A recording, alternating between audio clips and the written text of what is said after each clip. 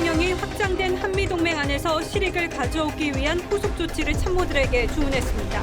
기시다 총리는 이번 주말 답방 때 한미일 핵협의체를 요청할 것으로 보입니다. 조태용 국가안보실장에게 이번 방미 평가와 향후 계획 들어봅니다. 국민의힘 윤리위가 김재원, 해영호 최고위원 징계 절차에 착수했습니다. 민주당 내 강성 지지층은 박강원 원내대표의 사퇴를 요구했습니다.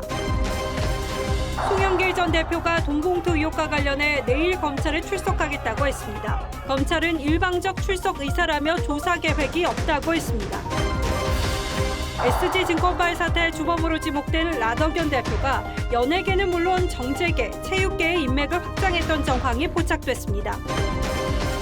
1.7톤 화물이 초등학생을 덮친 사고와 관련해 피해 아동 아버지가 딸 이름과 얼굴을 공개하며 어린이 보호구역은 무용지물이었다고 절규했습니다. 근로자의 날을 맞아 양대 노총이 서울 도심에서 대규모 집회를 열었습니다. 일대는 교통정체는 물론 쓰레기와 담배 연기로 몸살을 앓았습니다. 한밤중 아파트 지하 주차장에서 충전 중이던 전기차에 불이 났습니다. 주민들은 긴급 대피했습니다.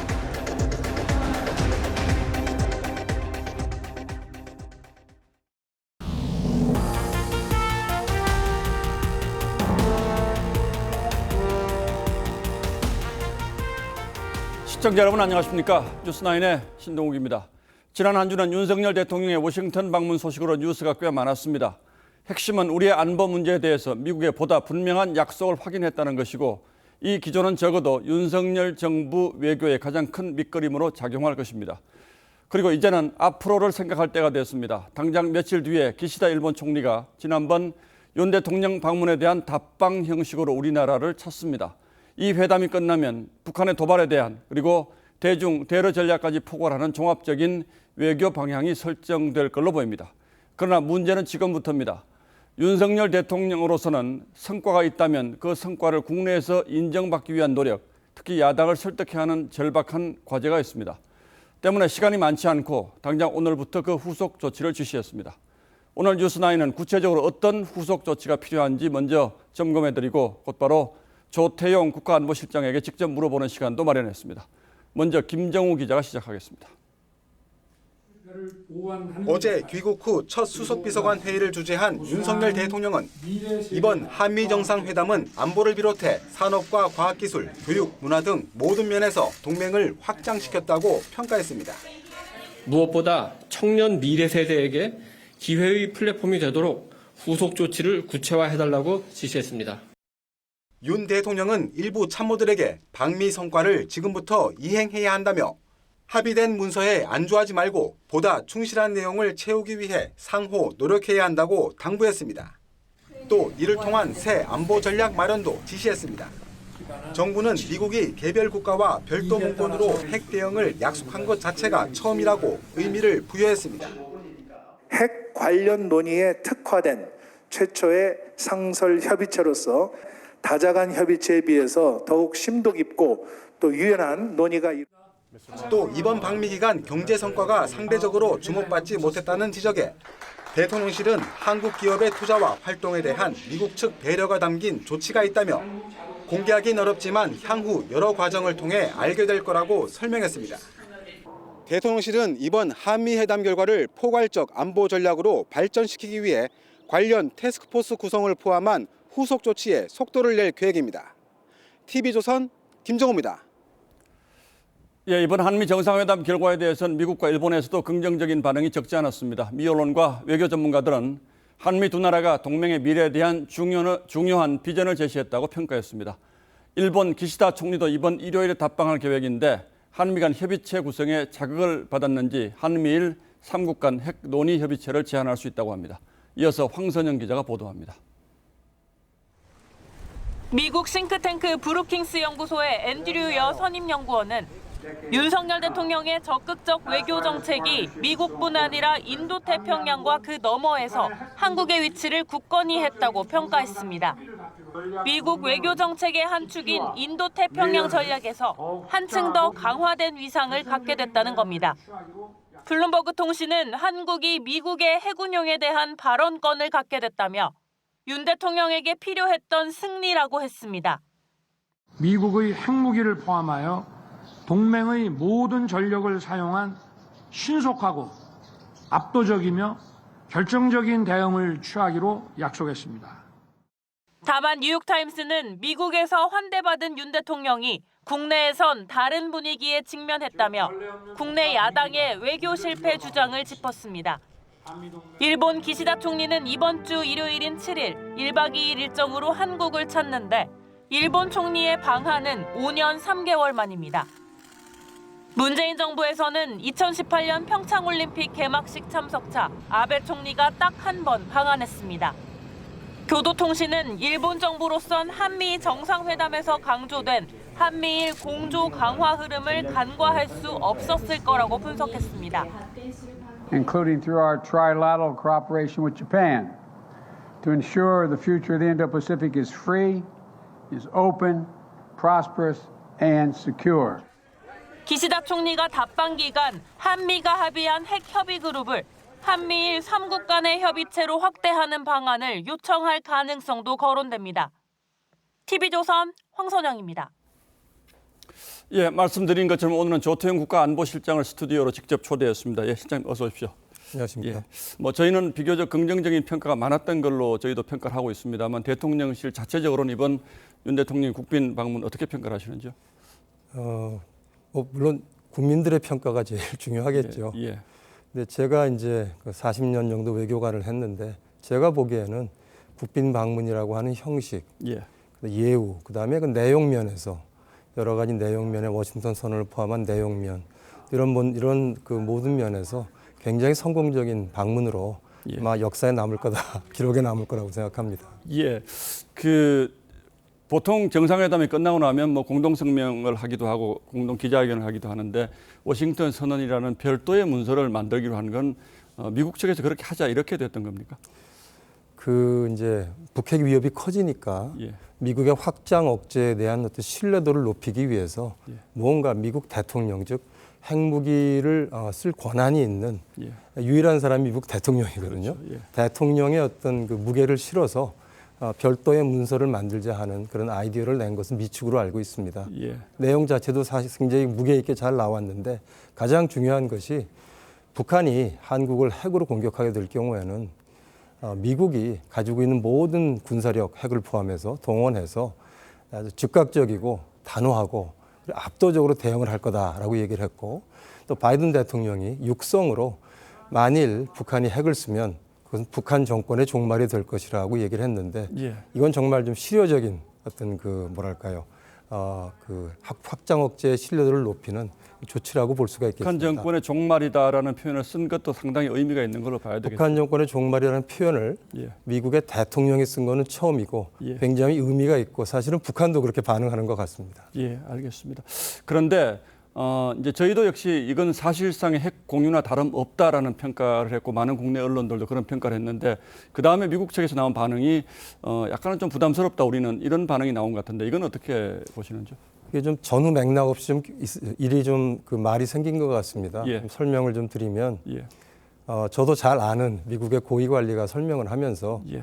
갑자기 이제 언론에서 이게 핵 공유냐라는 질문을 했는데 핵 공유라고 쓰는 건 나토식 핵 공유입니다. 예. 근데 그거하고는 다르니까. 핵을 직접 갖다 놓겠다는 그렇죠. 전술의 핵을 공유. 갖다 놔야 되는 거니까. 예, 예. 그게 아니니까 예. 핵 공유가 아니다라고 얘기한 것이고 예. 의미하고 중요성에 있어서 이것이 못하다고 얘기한 건 결코 아닙니다. 예. 그러니까 사실상의 핵 공유다 이건 뭐 크게 틀린 평가는 아니다 이렇게 봐야 네, 되는 뭐 거죠. 그렇게 됩니다만 핵 공유라는 말이 워낙 나토로 딱 굳어져 있기 때문에 예. 그 말은 좀 고유명사입니다. 더 이상. 예. 알겠습니다. 자, 그럼 앞으로 이제 이 선언이 나오긴 했습니다만 실무적으로 좀 채워 넣어야 할 구체적인 뭐 실전 방안이랄까 이런 것들이 좀 필요하지 않겠습니까? 언제 만듭니까 이 협의기구는? 그래서 이제 그 말씀이 정말 중요하십니다. 예. 왜냐하면은 바이든 대통령이 얘기했던 것처럼 북한 정권의 종말이다. 이거를 담아내는 어떤 그 구체적인 작업이 필요합니다. 예.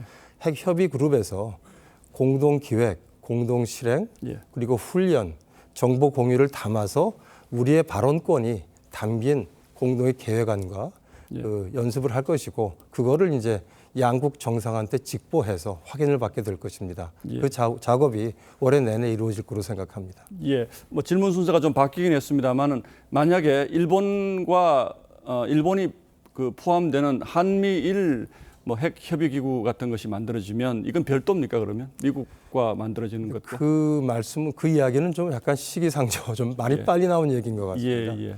만약에 한다면요. 현재로서는 아직 그렇게 구체적인 논의가 진행되고 있지 않습니다. 예. 그리고 우리로서 봐서도 한미 간의 핵 협의 그룹에서 우리가 필요로 한 일을 먼저 양자 간에 틀을 잡는 것이 중요하기 때문에 예. 거기 우선순위가 가 한미 있습니다. 간에. 알겠습니다. 기시다 총리가 온다고 갑자기 이제 보도가 나와서 저희도 상당히 빨라지는 걸로 좀 이해를 하고 있는데 이건 일본 측에서 좀 일찍 가겠다 이렇게 통보가 온 겁니까? 양측에서 지금 협의 중이고 아직 예. 발표를 하지 않았습니다. 예. 뭐 그런 제약은 있습니다만은 일본 측의 의사가 아마 반영됐다고 보시면 될 것 같습니다. 그거는 왜 그렇다고 보십니까?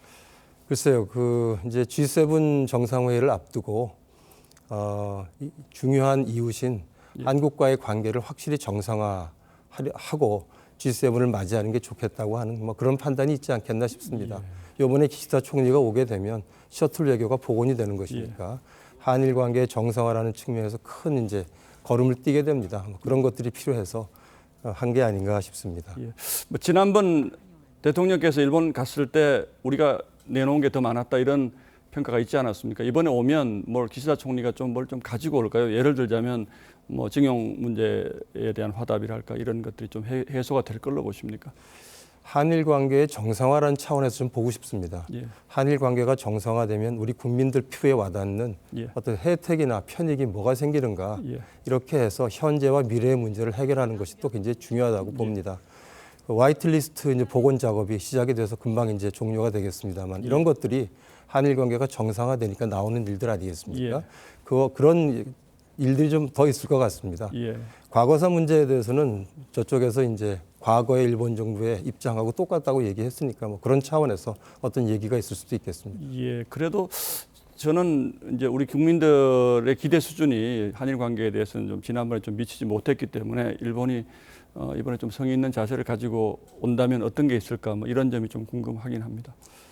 그 말씀드리기 아직은 좀 빠른 것 같습니다. 예, 알겠습니다. 기대를 해보도록 하죠. 어쨌든 뭐 이번 정상회담이 한미 간의 얘기도 있을 수 있지만 이제 중국이나 러시아와의 관계, 뭐 동북아 전체 전반적인 문제에서 상당히 의미가 있는데 어쨌든 중국으로서는 상당히 불편한 감정을 여러 번 드러내지 않았습니까? 뭐 미국은 그렇다 치고 우리도 어쨌든 뭐 중국에 누가 간다든지 해서 좀 대화를 할 필요가 있지 않겠습니까?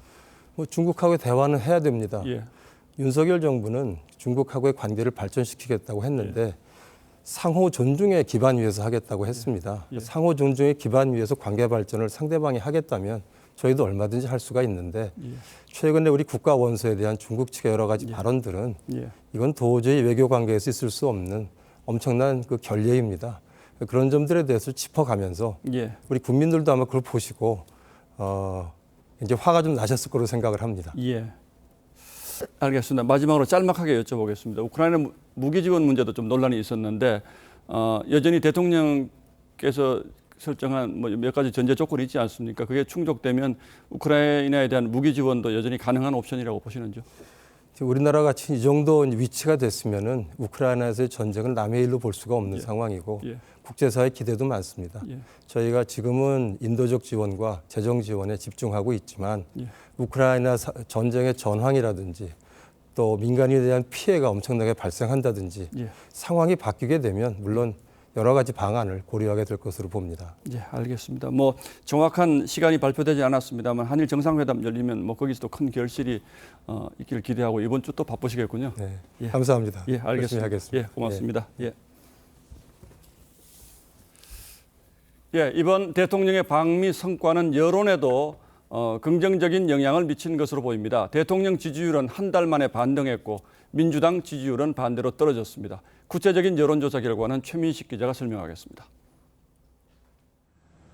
윤석열 대통령 국정 수행에 대한 긍정평가는 지난주보다 1.9%포인트 오른 34.5%로 4주 만에 반등했습니다. 부정평가는 2.1%포인트 떨어진 62.6%였습니다. 윤 대통령의 지지율은 방미 직후부터 오르기 시작해 한미 정상의 워싱턴 선언 소식과 미국 상하원 영어 연설이 보도되면서 상승세를 탔습니다. 지역별로는 부울경이 가장 많이 올랐고 인천 경기와 대구 경북, 서울이 뒤를 이었습니다. 연령대별로는 40대, 50대, 60대 순이었습니다. 이거는 하나의 새로운 확장 억제 방안이고 그렇기 때문에 더욱 강력하다고 자신할 수 있습니다. 전당대회 돈봉투 사건 여파로 민주당은 지지율이 2주 연속 떨어지고 국민의힘 지지율은 소폭 올랐지만 격차는 9.5%포인트 차로 여전히 오차범위 밖이었습니다. 당 지지율 회복에 비상이 걸린 여당은 오늘 당대표 직속 청년기구인 청년 정책 네트워크를 출범시키고 청년 민심 잡기에 나섰습니다. 10손가락 깨물어도 안 아픈 손가락 없다 그러는데 그럼에도 불구하고 저는 우리 당에서 가장 아픈 손가락이 청년 문체입니다. 무당층 비율은 14.4%로 현 정부 출범 이후 가장 높았습니다. TV조선 최민식입니다. 국민의힘이 이딴 실언으로 논란을 일으킨 김재원, 태영호 두 최고위원에 대한 징계 절차를 시작했습니다. 5.18 이전에 징계를 마무리한다는 것이어서 절차는 상당히 속도를 낼 것 같습니다. 그리고 김재원 최고위원에 대해서는 중징계가 불가피하다는 분위기인데 김 최고위원은 오늘 오랜만에 최고위원 회의에 참석했습니다. 한송원 기자가 취재했습니다. 국민의힘 윤리위원회가 첫 회의를 열고 김재원, 태영호 최고위원의 징계 절차 개시를 결정했습니다. 다음 주 8일 소명을 들은 뒤 지도부가 기념식에 참석하는 5.18 이전에 최종 결론을 낼 예정입니다. 국민의힘이 국민의 지지와 신뢰를 받기 위한 자체 노력의 일환입니다. 전광훈 발언 논란으로 자숙한 뒤 한 달 만에 최고위에 나온 김 최고위원은 거듭 사과했지만 사퇴는 하지 않겠다는 기존 입장을 재확인했습니다. 혹시 최고위원 자진 사퇴 의향도 좀 있으실까요? 그것은 아직까지 생각해보지 않았습니다.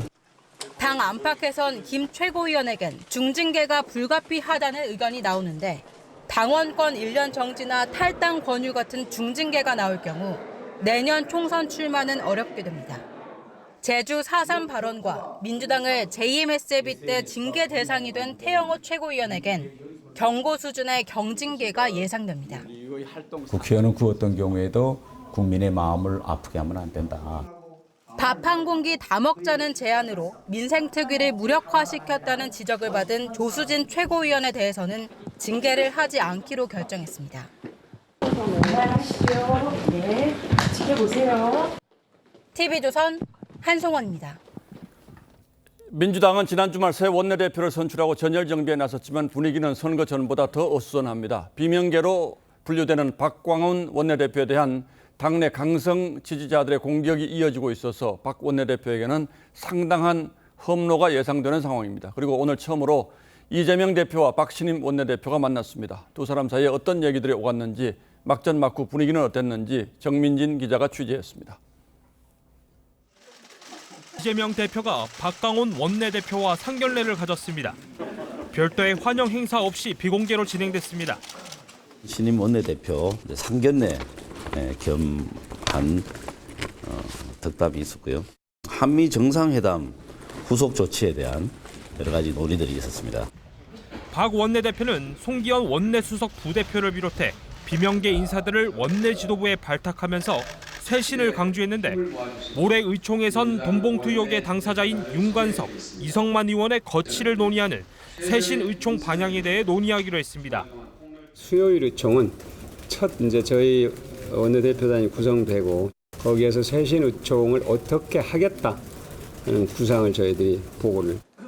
그러자 일부 친명계 의원은 비명, 친명 구분한다면 원내대표직을 수행하기 어려울 것이라고 견제에 나섰습니다.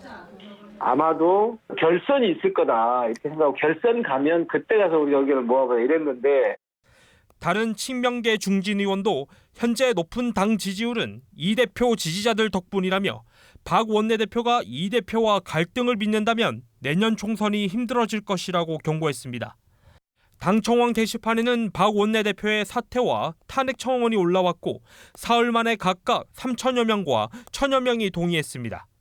또 권리당원 게시판에도 박광훈은 이낙연과 더불어 영구 제명 대상이라는 비난글이 올라오고 있습니다. TV조선 정민진입니다.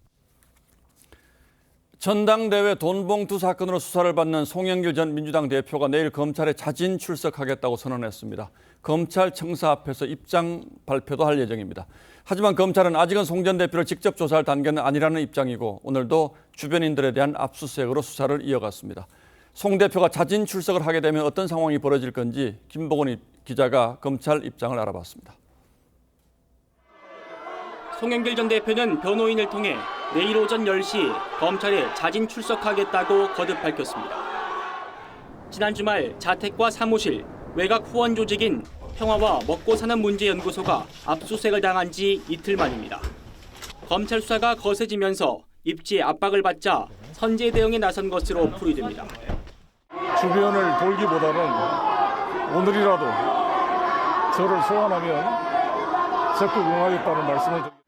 송 전 대표 측은 2003년 한나라당 불법 대선 자금 수사 때 이회창 총재와 2019년 국회 패스트트랙 충돌 당시 황교안 자유한국당 대표가 검찰에 자진 출석한 적이 있다는 점을 강조했습니다.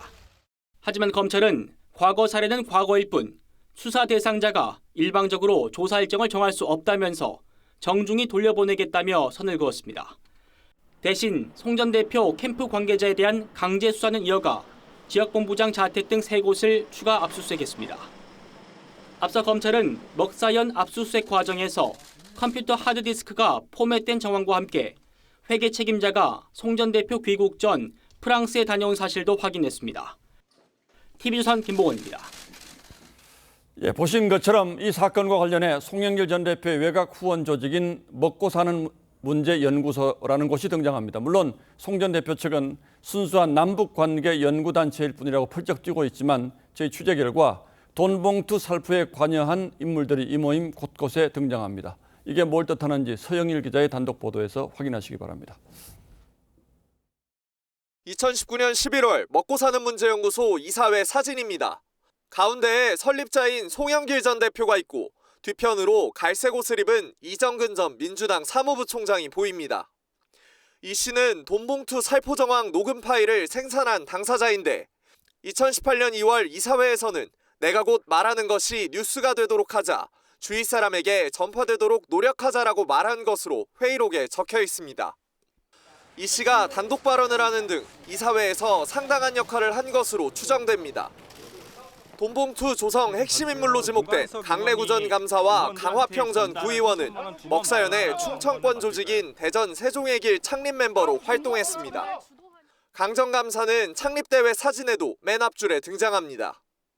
돈봉투 500만 원 조성에 관여한 의혹을 받는 강모 씨는 지난해 11월 먹사연 행사에 참석했습니다. 이처럼 돈봉투, 조성, 살포 연루자가 먹사연에서 활동한 흔적이 곳곳에서 드러나지만 송 전 대표는 먹사연과 당대표 경선이 무관하다는 입장입니다. 제가 모르는 사람들이 많기 때문에 그리고 모든 책임을 제가 지겠다고 말씀드린 것처럼 검찰은 먹사연 후원금 일부가 당대표 경선에 흘러들어갔는지 등을 확인 중입니다. TV조선 서영일입니다. SG증권에서 촉발된 무더기 하한가 사태 짚어보겠습니다. 이 사건의 파급력이 컸던 건 이 피해 규모가 매우 클 것이라는 관측이 나온 데다가 또 이름만 대면 알만한 연예인들이 의혹과 관련돼 있기 때문이기도 하죠. 가수 임창정 씨는 사건 초반부터 자신은 피해자라고 주장하고 있는데요. 임 씨가 이번 의혹의 핵심 세력이던 VVIP 행사에 참석해서 한 말이 공개됐습니다. 임 씨가 투자를 부추겼다는 의혹이 제기됐지만 임 씨는 투자하라는 말을 한 적이 없다며 부인했습니다. 정준영 기자가 전하겠습니다. 지난해 12월 전남 여수의 한 골프 리조트. 프로골퍼 안모 씨가 운영하는 골프 업체 VVIP 원례회 사진입니다. 안 씨가 행사를 진행하는 가운데 가수 임창정 씨가 마이크를 잡고 발언합니다. 이 자리에서 임 씨는 라더견 대표를 지목하며 내가 번 돈을 다 주겠다라며 아주 종교다, 잘하고 있다라고 말한 것으로 알려졌습니다. 그간 피해자임을 주장했던 임 씨가 오히려 투자를 부추긴 것 아니냐는 지적이 나오는 이유입니다. 이에 대해 임 씨 측은 행사 분위기에 맞게끔 치고받은 멘트일 뿐이라며 투자하라는 발언은 절대 없었다라고 해명했습니다. 라 대표는 투자 자문업체를 안 씨는 골프업체와 케이블 방송 채널을 운영하면서 자산가와 연예인을 끌어들였다는 의혹이 커집니다. 이번 사태로 손실을 입은 것으로 주목받은 가수 박혜경 씨는 자신에게 소속사가 없는 상황을 노리고 이들이 접근했다고 설명했습니다. 계약금 1억 줄 테니까 우리한테 맡겨라는 식으로 저는 너무 쉬웠기 때문에 새로운 노래를 발표하고 싶었습니다. 그게 더 되게 중요했기 때문에. 방송인 노홍철 씨도 안 씨로부터 투자 제의를 받았지만 거절한 것으로 전해졌습니다. TV조선 정준영입니다. 이번 사태와 관련해서 자신도 피해자라고 주장하는 인물이 한 명 더 있죠. 사업가 라덕연 대표입니다. 이 주가 조작의 핵심은 따로 있다는 주장을 펼치기도 했는데요. 라 대표가 주가 조작 의혹이 불거진 기간 동안 연예계는 물론이고 정재계, 체육계까지 인맥을 확장했던 정황이 포착됐습니다. 송무빈 기자의 단독 보도입니다. 지난해 말 서울의 한 갤러리에서 열린 가수 박혜경 씨 전시회. 라덕연 대표와 프로골퍼 겸 대표 안모 씨, 그리고 두 사람을 박 씨와 연결한 전직 연예기획사 대표 최모 씨가 등장합니다. 전속 계약을 고리로 박 씨의 계약금 1억 원을 투자금으로 묶은 뒤 한 식구로서 축하하러 온 겁니다. 이 자리엔 정치권 인사들도 참석했는데 한 의원은 의미심장한 말을 한 걸로 알려졌습니다. 이상한 거니까 조심하라고, 저런 사람들하고 놀지 말라고. 계약했으니까 어쩔 수 없는데 딱 잘라서 결혼하고. 이외에도 라 대표는 주가 조작 의혹 기간 다양한 곳의 대표나 사내 이사 자격으로 정재계와 체육계의 인맥을 확장했습니다. 진로저스를 이제 인사를 나누고 싶다 해가지고 기념사진인가를 찍었을 거예요. 폭넓은 인맥에 솔깃한 투자자들은 라 대표 회사에 자산을 맡겼습니다. 이원성 경기도 체육회장은 체육회장 선거 때 내는 기탁금 5천만 원을 라 대표 명의로 송금했다 대납 의혹에 휩싸여 감사를 받기도 했습니다. 라 대표가 이렇게 문어발 인맥을 뻗치는 동안 안 씨는 자신의 골프업체 소속 프로들에게 투자를 부추겼고 한 프로는 8천만 원을 잃었습니다. 이게 좋다. 너 용돈 빌려내는 거 한번 사보든지 해라. 이렇게 사람도 하고 그러니까 나 찍어주면 잘 되는가 보다 하고. 이번 사태 피해자들은 집단 소송에 나섰는데 알려진 피해 금액만 1,200억 원에 달합니다. 주가 조작 의혹의 핵심으로 지목된 세력이 연예계와 정치계 등 각계 각층을 넘나들며 손을 뻗친 정황이 드러나면서 피해는 더욱 커질 전망입니다. TV조선 송무빈입니다. 1.7톤 화물이 등굣길 초등학생을 덮친 사고와 관련해서 아이 아버지가 아이 이름과 얼굴을 공개했습니다. 10살 황예서 양입니다. 아버지는 사고가 일어난 곳이 어린이 보호구역이었음을 다시 한번 강조했습니다. 말뿐인 어린이 보호구역이 되지 않길 바라는 부모의 애끓는 심정을 이심철 기자가 들었습니다. 비탈진 언덕길엔 하얀 국화와 음료수가 놓였고 담장에는 추모글이 빼곡하게 적혔습니다. 지난달 28일 등굣길에 굴러내린 1.7톤짜리 화물에 10살 황예서 양이 숨진 현장입니다. 저희 애도 겪을 수 있는 그런 일 있잖아요. 쉬는 날에 또 사가지고 주문하러 왔습니다. 숨진 예서 양은 수시로 사랑 표현을 하던 애교 많은 막내딸이었습니다. 예서 양 아버지는 오는 19일인 딸의 생일을 맞아 준비한 선물을 결국 전하지 못했습니다. 열심히 준비했던 태권도 승급 심사도 치르지 못했습니다. 유족들은 도로를 막은 채 위험한 작업을 하는 것을 CCTV로 확인하고 막을 수 있었지만 아무 대책이 없었다고 울분을 토로했습니다. 또 교육당국과 지자체가 지난달 6일 안전한 통학로 조성 협약까지 맺고도 참사가 벌어졌다며 사고가 반복되지 않아야 한다고 호소했습니다. 제재할 방법이 없다. 단 한마디가 돌아왔습니다. 그 회의를 한 그 달에 사고가 발생한 겁니다.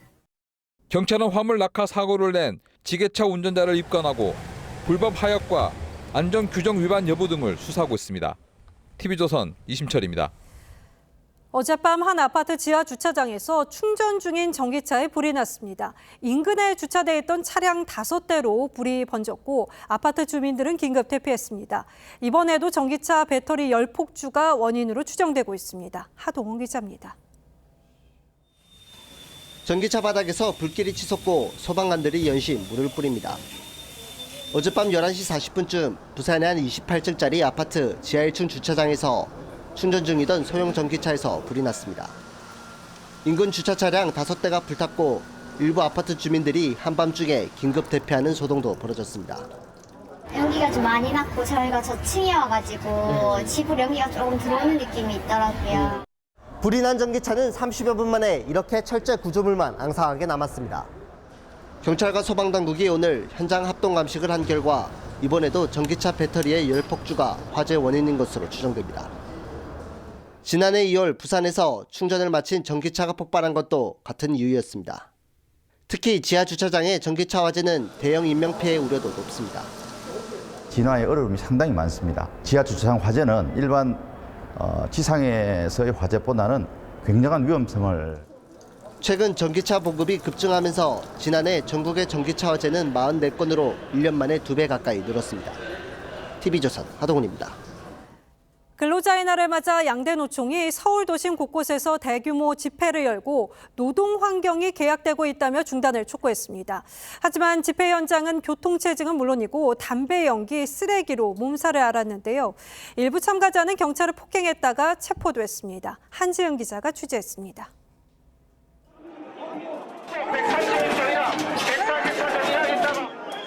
집회 참가자가 경찰 통제선을 넘어가려 시도하고 무거운 철제 펜스가 위태롭게 경찰을 향해 넘어집니다. 서울 도심 곳곳에서 노동절 집회가 열린 가운데 일부 참가자가 경찰과 충돌한 겁니다. 서울 광화문에서는 민주노총 조합원 2만 5천여 명이 정부 규탄 집회를 벌였고 노동시간은 줄이고 임금은 올려야. 여의도에서는 한국노총 조합원 1만 5천여 명이 모여 7년 만에 노동절 집회를 열었습니다. 노동계약이 우리 노동자들을 장시간 노동으로 내몰고 경찰은 기동대 등 80개 부대와 교통경찰 224명 등을 배치해 도심 질서를 유지했고 곳곳에서 교통이 통제됐습니다. 10차선 가운데 절반이 집회로 막히면서 마포대교에서 여의도로 진입하는 구간에는 교통정체가 빚어졌습니다. 누가 온다 그래도 오지 말라고 할 정도로 그렇게 힘듭니다. 일부 지역에선 집회 후 버려진 담배꽁초 등 쓰레기가 곳곳에 쌓여 눈살을 찌푸리게 했습니다.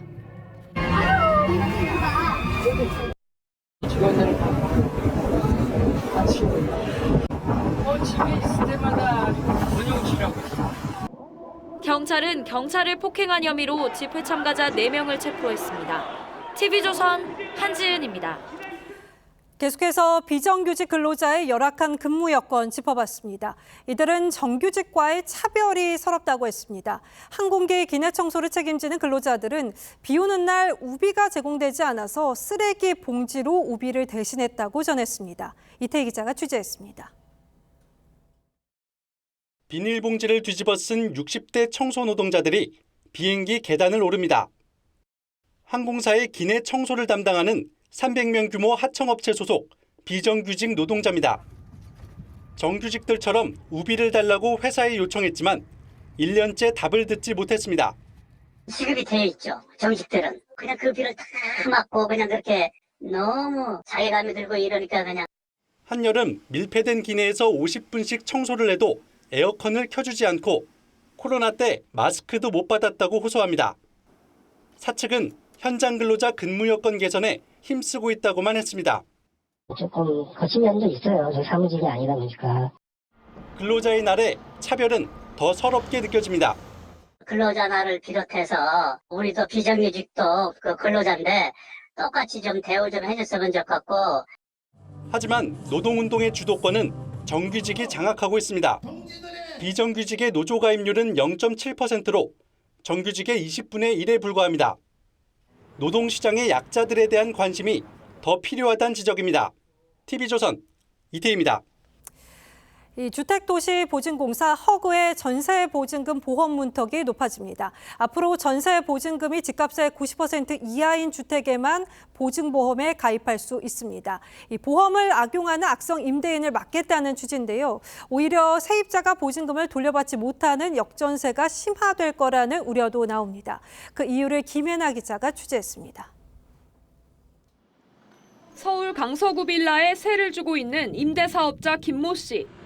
이달 중 보증금을 돌려줘야 하지만 새 세입자 찾기가 하늘의 별 따기입니다. 전세 사기 동네란 인식이 퍼진 데다 수요자들이 요구하는 전세 보증보험 가입 기준까지 오늘부터 까다로워지기 때문입니다. 멀쩡하게 있던 임차인들도 다 나가겠다고 하는 상황입니다. 수천에서 수억을 갑자기 어떻게 마련을 하나요? 정부는 오늘부터 전세값이 매매가의 90% 이하인 주택만 보증보험 가입이 가능하게 조건을 강화했습니다. 공시가격 적용 비율도 140%로 낮아져 전세값이 공시가의 126% 이하일 때만 가입됩니다. 문제는 이미 공시가격이 떨어진 가운데 보험 가입을 위해 전세값을 더 내려야 하는 상황이 불거지면 역전세난을 오히려 더 심화시킬 수 있다는 겁니다. 실제로 김 씨의 경우 빌라 공시가격이 1년 새 2,700만 원 떨어져 보험 가입이 되려면 전세값을 2억 7천만 원까지 내려야 하는데 이 가격에 세입자를 구해도 기존 세입자에게 보증금을 돌려주려면 7천만 원이 부족합니다. 임대인들은 보증금 반환용 대출이라도 풀어달라는 입장이지만 대출을 늘려줘 봐야 그러니까 이자가 계속 늘어나는 구조일 수밖에 없어서 회피하는 이상은 상황이 바뀔 수가 없으니까요. 전세 시장이 회복되지 않는 한 대출 규제 완화는 미봉책에 불과할 거란 지적도 나옵니다. TV조선 김예나입니다. 우리 경제의 버팀목인 수출이 무너지고 있습니다. 벌써 7달 연속 뒷걸음질입니다. 그 여파로 무역 수지는 14개월 연속 적자를 기록하며 1997년 외환 위기 이후 가장 긴 적자 행진을 이어가고 있습니다. 유혜림 기자가 취재했습니다. 지난달 수출액은 496억 2천만 달러입니다. 지난해 같은 기간보다 14.2% 줄어들었습니다. 7달 연속 전년 동월 대비 감소했습니다. 세계 경기 침체와 유가 하락으로 반도체, 디스플레이, 석유화학 등 주요 품목의 수출이 모두 줄었습니다. 지난해 우크라이나 전쟁 이후 본격화한 자국 중심주의와 보호무역 확산도 수출로 먹고 사는 우리나라에 큰 타격을 줬습니다. 반도체 업황 부진, 유가 하락에 따른 석유 제품, 석유화학 단가 하락 등의 영향으로 전년 동월 대비 감소하였습니다. 4월 수입액도 줄었지만 수출 부진 영향으로 무역 수지는 26억 2천만 달러 적자를 기록했습니다. 지난해 3월 이후 14개월 연속 적자로 1997년 외환위기 이후 최장기간 적자 수렁에 빠졌습니다. 국가별로는 우리나라 최대 교역국인 중국과의 무역 적자가 22억 7천만 달러로 가장 컸고 중동과 일본 등에서도 적자가 이어졌습니다. 올 들어 4개월 동안 무역 적자액만 252억 달러에 달하며 사상 최대였던 작년의 절반을 넘었습니다. 반도체 수출 악화는 지속적으로 나타나고 있어서 전체적인 수출 경기의 회복으로 이어지는 데는 여전히 어려움이 있는 것으로. 정부는 무역 적자 해소를 위해 총력전을 외치고 있지만 현실에서의 수출은 좀처럼 부진의 늪에서 벗어나지 못하고 있습니다. TV조선 유혜림입니다. 예, 보신 것처럼 가장 큰 건 역시 반도체 불황입니다. 문제는 우리 수출 구조가 지나치게 반도체를 비롯한 주력 품목 위주로 편중돼 있어서 단기간에 회복이 쉽지 않다는 거죠. 그나마 자동차 수출이 효자 노릇을 하고 있지만 이것만으로는 힘에 부치는 상황입니다. 이어서 최윤정 기자가 보도합니다. 4월 반도체 수출액은 지난해 같은 달보다 41% 감소했습니다.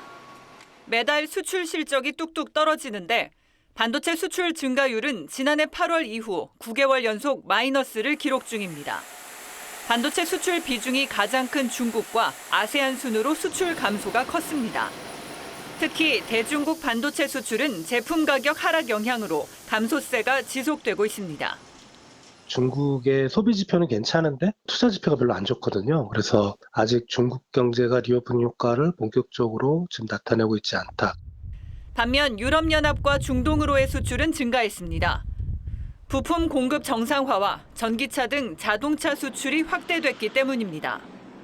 4월 자동차 수출액은 40.3% 증가하며 10개월 연속 증가세를 기록하고 있습니다. 수출 2위 품목이던 자동차가 휘청이는 한국 경제를 지탱하고 있는 겁니다. 반도체를 대체해서 자동차가 수출을 늘려가는 그런 그림은 아마 잘 나오지 않을 것 같습니다. 아무래도 세계 경기 자체의 전환이 필요하기 때문에 정부는 중국의 리오프닝 효과가 나타나는 하반기부터 반도체 수출도 회복될 것으로 기대하고 있지만 미중 무역 전쟁의 여파로 한국의 대중국 수출이 이전만큼 살아나지 못하리라는 우려도 나오고 있습니다. TV조선 최윤정입니다. 예, 코로나 끝나고 미뤘던 여행 가겠다는 분들이 많은데 비행기 값이 예전에 비해서 너무 비싸졌다는 불만이 많습니다. 찾는 사람이 많아서 그런 건지 항공편이 줄어서 그런 건지 그렇다면 언제쯤 좀 진정이 될 건지 자세히 따져보겠습니다. 자, 홍영 기자, 항공권 값이 그렇게 많이 올랐습니까? 네, 7월 성수기에 인천에서 파리까지 가는 왕복 비행기표 값을 찾아봤습니다. 이 대한항공 일반석을 기준으로 최저 220만 원대에서 330만 원대였는데요. 예. 이 방역 완화 직후였던 지난해보다는 떨어지긴 했습니다. 하지만 코로나 이전이었던 2019년 7월 150만 원 안팎이었던 것과 비교하면 여전히 50% 이상 비싼 가격입니다. 왜 이렇게 비싼 겁니까? 네, 비행기표 가격은 항공 운임료에 유류할증료 그리고 세금을 더해서 산정하는데요.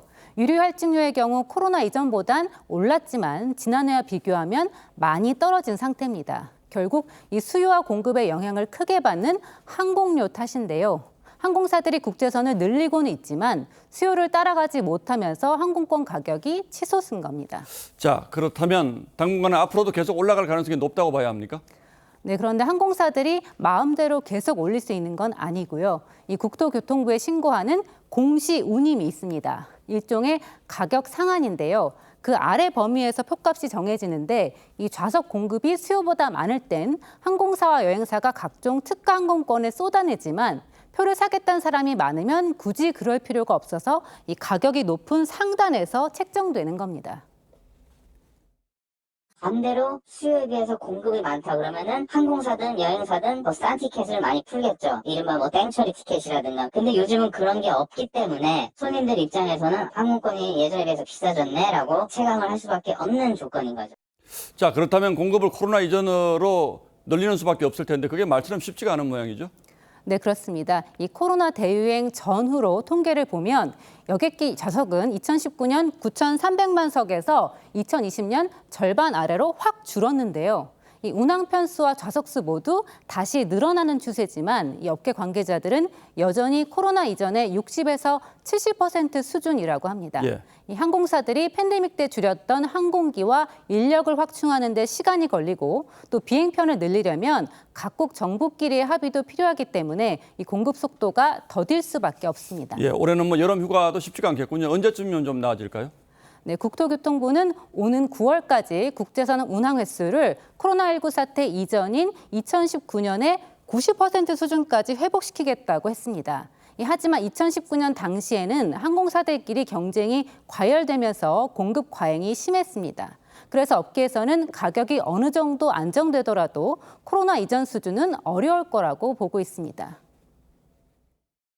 20, 30년 전과 비교해도요. 항공 요금이 더 저렴했지 더 비싸지 않았던 게 2018, 2019년 그때였어요. 일단 항공권 가격이 그만큼 내려가기 힘들고요. 현실적으로. 유랄증료나 이런 부분들이 그때보다 더 비쌀 수밖에 없는 상황이거든요. 예, 뭐 국내 물가, 해외 물가 안 오른 게 없다는데 비행기 값까지 이러면 참 외국 여행 가기가 만만치 않겠군요. 예, 홍영 기자 잘 들었습니다.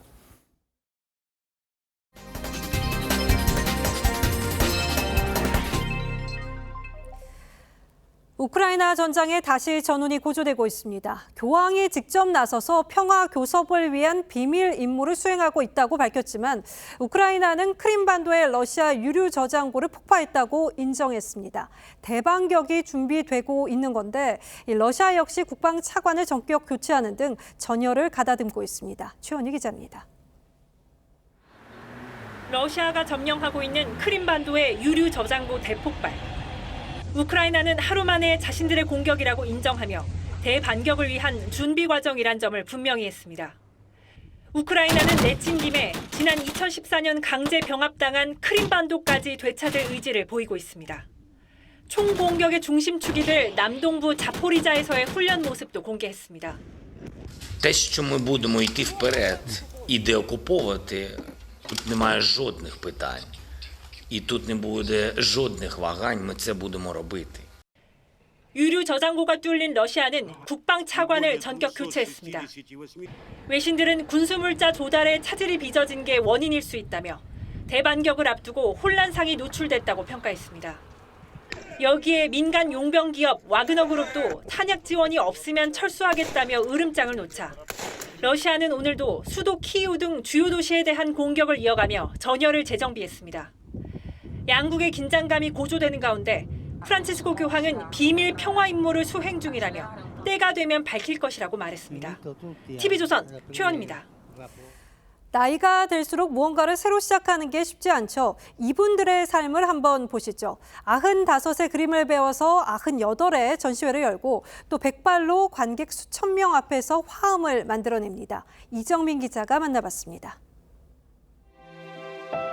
정겨움이 묻어나는 시골 풍경과 꽃과 동물, 사람이 한데 어우러진 동물원.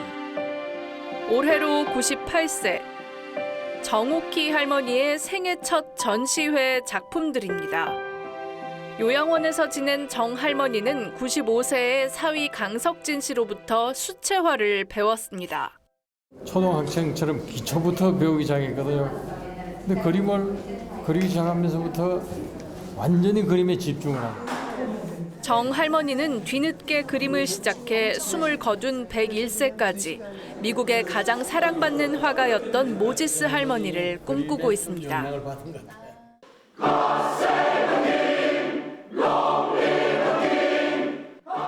지휘자 구호에 맞춰 핸델의 대관식 찬가를 부르는 어르신들.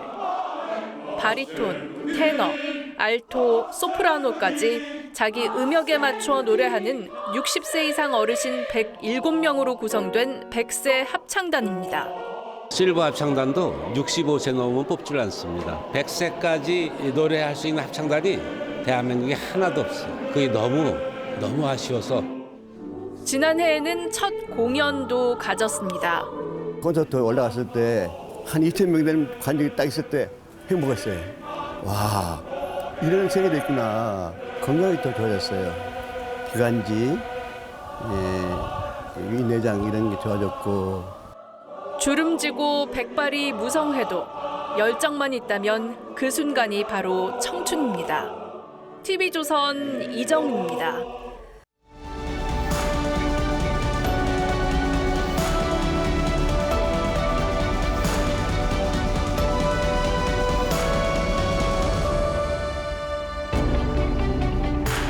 김영삼 대통령과 클린턴 대통령은 청와대 녹지원에서 인사를 나누며 파한대소했습니다. 김 대통령은 평소 조깅할 때 입던 땀복 대신 클린턴이 즐겨 입는 하얀 셔츠를 입었고 클린턴은 거꾸로 땀복을 입고 나왔던 겁니다. 두 정상이 녹지원을 9바퀴 돌고 난 뒤에 청와대는 클린턴에게 수영장을 내줬습니다. 그가 수영을 즐기는 동안 엘비스 프레슬리의 노래가 흘러나왔습니다.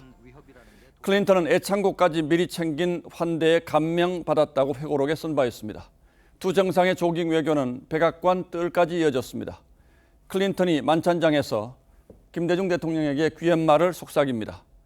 김 대통령을 한국의 넬슨 만델라로 부르며 극진히 대접했죠. 부시는 이명박 대통령이 운전하는 골프카트를 타고 가며 훌륭한 운전자라고 지켜세웠습니다. 오바마는 이 대통령과 함께 한식당 우려옥으로 가서 불고기를 즐겼죠. 정상회담은 그렇듯 외교의 꽃입니다. 상대를 감동시키는 세심한 배려가 피워내는 꽃이죠. 한국 대통령으로는 7번째 12년 만인 윤석열 대통령의 미국 국빈 방문은 요즘 말로 환상의 케미를 이뤄냈다고 할 만합니다.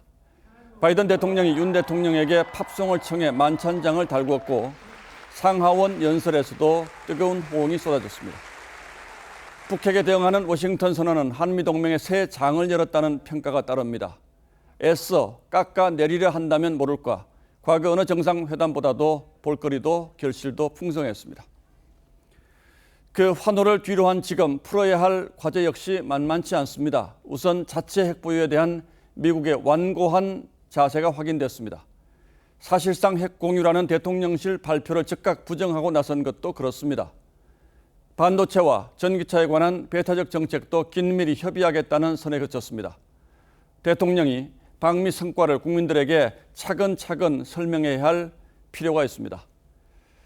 국내 정국은 더욱 경색됐습니다. 민주당은 방미 중인 대통령을 연일 거친 말로 깎아내리면서 간호법, 방송법과 두 특검까지 밀어붙였습니다. 무역과 경상수지 적자, 고환율, 고물가, 역전세난까지 경제 악재도 겹겹이 쌓였습니다. 대통령은 오는 10일로 취임 1년을 맞습니다. 민주당이 사사건건 발목을 잡는다곤 해도 이제는 먼저 협치와 소통의 손을 내밀 때입니다. 대통령은 취임사에서 통합이라는 단어를 쓰지 않았습니다.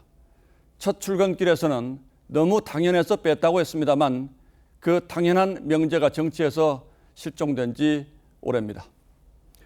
도어 스태핑을 중단하면서 언론 앞에 나서지 않은 것도 5달이 넘었습니다. 말하는 대통령에서 듣는 대통령으로 절제와 겸손의 리더십을 발휘하는 것이 산적한 난제를 뚫고 가는 지름길이 될 겁니다. 5월 1일 앵커의 시선은 미국 방문 그 뒤였습니다.